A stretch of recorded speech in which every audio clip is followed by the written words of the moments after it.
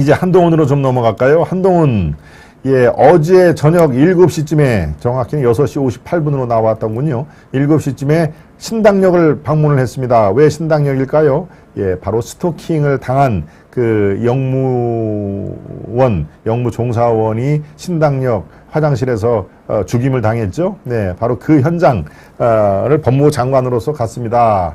여기서 한동훈 장관이 바로 국가가 지켜주지 못했다라고 정말 참 쓰디쓴 그런 한탄을 했는데요.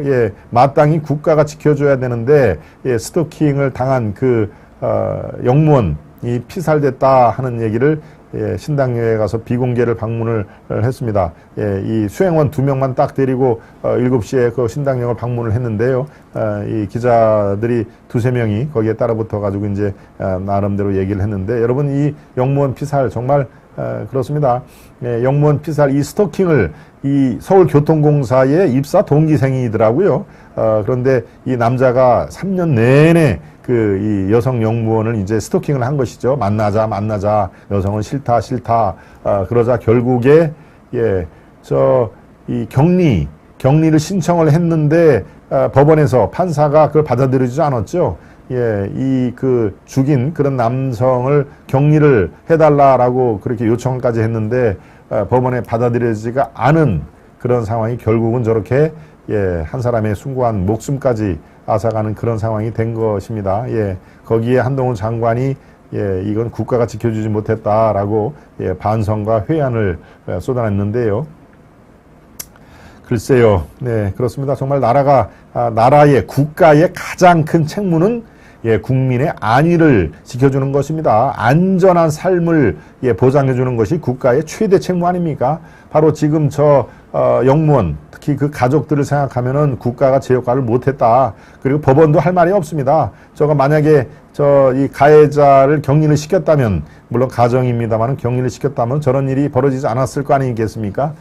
정말 참 다시 한번 이렇게 뭔가 국가 시스템이 뭐가 제대로 돌아가지를 않는지를 점검해보는 그런 귀중한 그 계기로 우리는 삶아야 할 것입니다. 그래야 또 똑같은 죽음이 반복되지 않겠습니까? 네, 그렇습니다. 한동훈 얘기를 또 한 가지가 더 돼 있네요. 어제 이재명 관련돼서 얘기를 한 게 있습니다. 바로 이재명이 우리가 탄압한다, 이 야당 탄압이다라고 얘기를 한 끝에 한동훈은 다수당 대표라고, 민주당 대표라고 있는 죄를 덮지는 못한다 하는 매우 아주 간결하고도 정답을 얘기를 했죠. 없는 죄를 있는 죄로 둔갑한 것은 정치 탄압이라고 볼 수 있지만, 있는 죄를 현재의 법 질서로 들이미는 것은 그거는 당연한 것이다. 그게 법치국가다 하는 얘기입니다. 다수당 대표라고 죄를 못 덮는다 하는 얘기, 정말 아주 가장 쉽고도 아주 명쾌한 얘기입니다. 이재명이 야당 탄압이다, 야당 대표 탄압이다라고 얘기를 하는데, 그게 왜 야당 탄압이냐?